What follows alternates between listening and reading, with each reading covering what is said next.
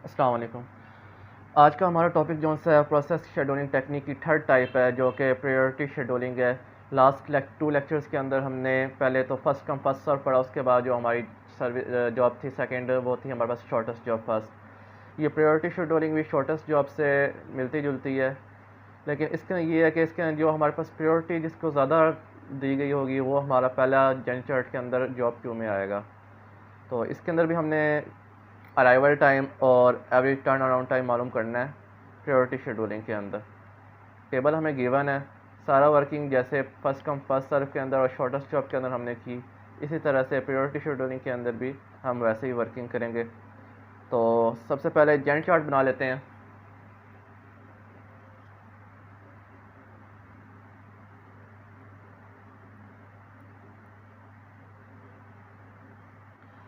हमारे पास process 7 given है, तो हम जैंट चार्ट के अंदर 7 जॉब क्यू बना लेंगे जहाँ पर हमारे पास जॉब स्टोर होनी है।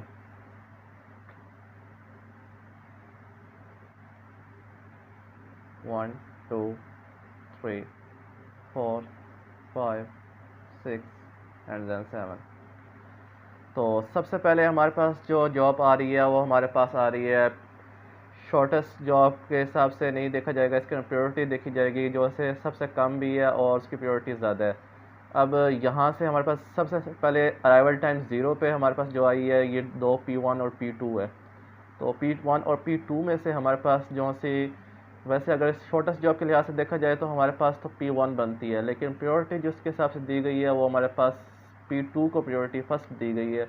तो इस वजह से हम P2 को लेके चलेंगे क्योंकि इसको प्रायोरिटी फर्स्ट दी गई है। तो सबसे पहले जॉइंट चार्ट के अंदर जो हमारे पास जॉब आएगी वो हमारे पास प्रोसेस नंबर आएगा, वो हमारा होगा P2। P2 के हमारे पास जो ऐसा रिस्पॉन्स टाइम किस टाइम गिवन है, 0 टाइम पे, तो 0 हमारा रिस्पॉन्स टाइम हो जाएगा। इसके बाद सेकंड नंबर पे ये P2 एंड कब हो रहा है, P2 एंड हो रहा है 8 नंबर पे, ये हमारा 8 कंप्लीशन टाइम हो जाएगा। अब 8 तक देखा जाए तो हमारे पास ये 3 जॉब हमारे पास 8 में इंक्लूड हो गई हैं। अब इन 3 जॉब्स इन 3 प्रोसेस के अंदर से देखा जाएगा किसकी प्रायोरिटी ज़्यादा है। तो इस तरह देखा जाए तो P3 की जो प्रायोरिटी है वो हमारे पास जो सी 1 है, तो इस वजह से P3 की प्रायोरिटी ज़्यादा है P1 की निस्बत। तो हमारे पास P3 आ जाएगा जॉब के अंदर सेकंड नंबर पे। प्रोसेस जो हमारे पास सेकंड नंबर पे आएगा वो हमारा होगा P3, क्योंकि इसकी प्रायोरिटी P1 से ज़्यादा है। P3 की जब प्रायोरिटी ज़्यादा है तो 8 के अंदर हम 2 ऐड करेंगे, जिस तरह हम बाकी जॉइंट चार्ट्स के अंदर करते आए हैं, यानी कि लास्ट वाले कंप्लीशन टाइम को हम बर्स्ट टाइम के अंदर ऐड कर देते हैं।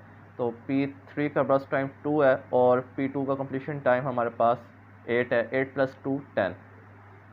10 तक देखा जाए तो हमारे पास P4 भी इंक्लूड हो चुका है, लेकिन P4 की जो हमारे पास प्रायोरिटी है वो हमारे पास 3 है और P1 की हमारे पास 2 है। तो इसकी वजह से हमारा जो इंक्लूड होगा थर्ड नंबर पर वो हमारे पास P1 इंक्लूड होगा, क्योंकि इसकी प्रायोरिटी P4 से ज़्यादा है P1 की। P1 के अंदर हमारे पास प्रायोरिटी 2 है और ब्रस्ट टाइम कितना है, 6 है। तो P1 हमारे पास जॉब के अंदर आ जाएगा।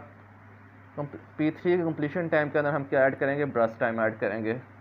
10 + 6 = 16 हमारे पास P1 की जॉब में आ जाएगा। अब 16 तक देखा जाए तो हमारे पास P5 भी इंक्लूड हो गया, लेकिन प्रायोरिटी के लिहाज से अगर देखा जाए तो हमारी P4 को प्रायोरिटी ज़्यादा दी जाएगी, क्योंकि P4 की प्रायोरिटी 3 है और P5 की हमारे पास प्रायोरिटी जो सी है 4 है। P4 हमारे पास जॉब के अंदर 4th नंबर पर आ जाएगा। P4 का ब्रस्ट टाइम जो है वो हम ऐड करेंगे P1 के कंप्लीशन टाइम के अंदर। 16 + 9 हमारे पास हो जाएगा 25।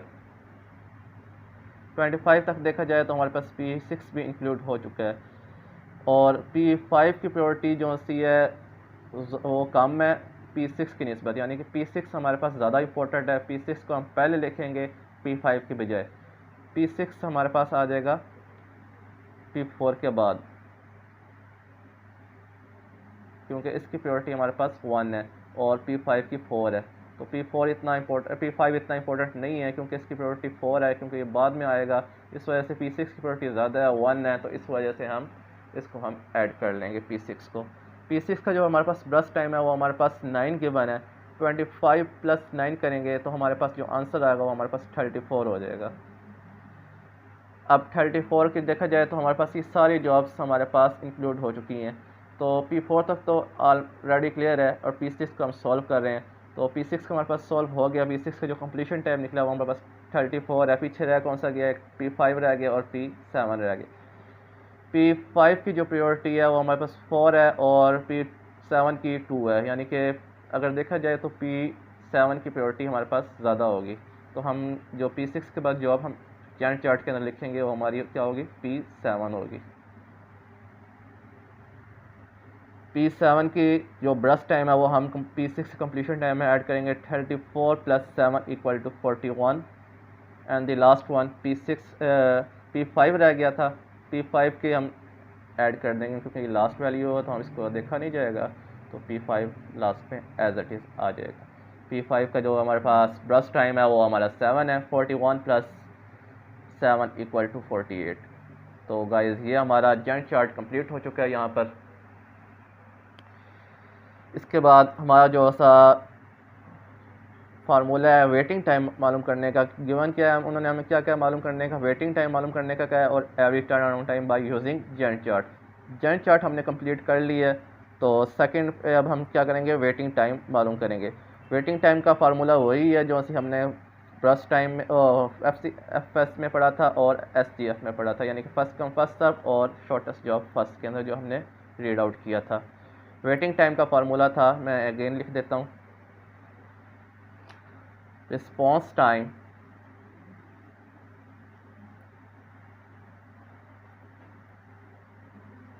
Minus arrival time and then turn around time का फार्मूला जो हमारे पास था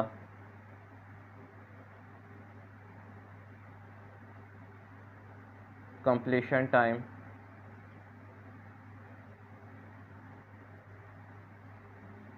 माइनस अराइवल टाइम।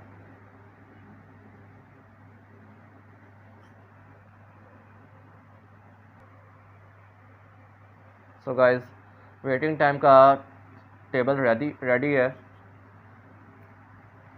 इसके अंदर हम P1 मालूम करना है। P1 का हमारे पास वेटिंग टाइम का फार्मूला क्या था, response time minus arrival time. तो P1 हमारे पास का रिस्पॉन्स किस टाइम दिया गया है, 10 पे दिया गया रिस्पॉन्स। तो 10 हमारे पास रिस्पॉन्स टाइम है, माइनस अराइवल टाइम कितना है, 0 है, minus 0। 10 minus 0 equal to 10। Then P2 का जो सा हमारे पास रिस्पॉन्स टाइम था वो हमारे पास 0 था और अराइवल टाइम भी 0 था। 0 minus 0 equal to 0। Then P3 का रिस्पॉन्स टाइम 8 और arrival time 4। 8 minus 4 equal to 4। Then P4 का arrival time response time 16 minus arrival time P4 का क्या है, 9।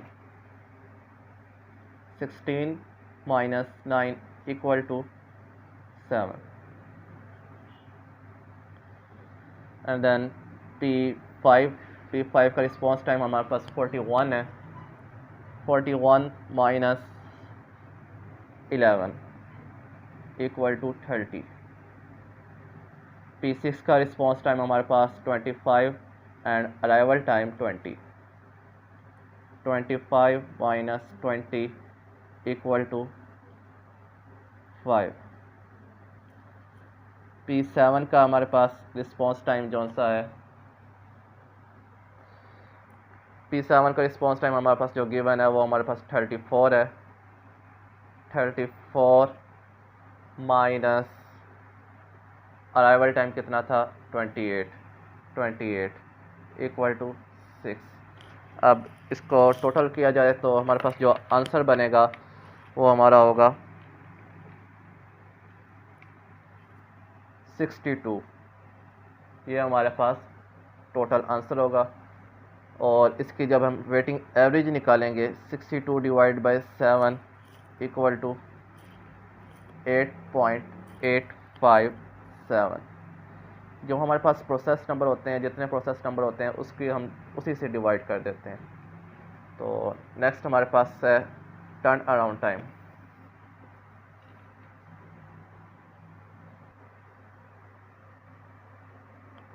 तो टर्न अराउंड टाइम मालूम करने का फार्मूला जो है हमारे पास completion time minus arrival time है। तो P1 का जो हमारे पास कंप्लीशन टाइम है वो हमारे पास 16 है, 16 माइनस अराइवल टाइम हमारे पास जो है वो 0 है। 16 minus 0 equal to 16। And then P2 का हमारे पास कंप्लीशन टाइम 8 है और अराइवल टाइम 0 है। तो 8 माइनस 0 इक्वल टू 8। इसके बाद P3 का जो हमारे पास कंप्लीशन टाइम है वो 10 होगा और अराइवल टाइम 4 है। 10 minus 4 equal to 6। Then P4 का जो हमारे पास कंप्लीशन टाइम 25 है और अराइवल टाइम हमारे पास कितना है 9। 25 minus 9 equal to 16। Then P5 का जो हमारे पास कंप्लीशन टाइम है 48 और हमारे पास जो सा है P5 का कंप्लीशन टाइम अराइवल टाइम है वो हमारे पास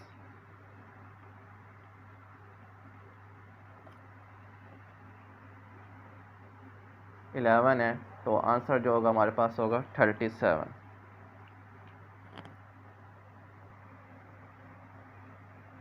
तो P6 का जो हमारे पास कंप्लीशन टाइम है वो हमारे पास 34 है। अराइवल टाइम कितना आ रहा है 20 आ रहा है। Minus 20 equal to 14। Then P7 का जो हमारे पास कंप्लीशन टाइम है वो 41 है। 41 माइनस 28 इक्वल टू 13। अब इनको टोटल किया जाए तो हमारे पास जो आंसर बनेगा वो होगा हमारे पास 110। एवरेज वेटिंग टाइम निकाला जाए 110 डिवाइडेड बाय 7 इक्वल टू हमारे पास जो आंसर आएगा 15.7142। तो ज़रूरी इसके लिए जो हमारे पास इसके अंदर मेन इशू होता है वो हमारे पास होता है एवरेज वेटिंग टाइम और एवरेज टर्न अराउंड टाइम। ये हमारा अगर सेम है तो हमारा आंसर ठीक है, अगर इसके अंदर ज़रा सी भी गलती है तो हमारा आंसर रॉन्ग हो सकता है, क्योंकि ये हमारा सबका सेम आता है। तो ट्राई करें कि इसके अंदर कोई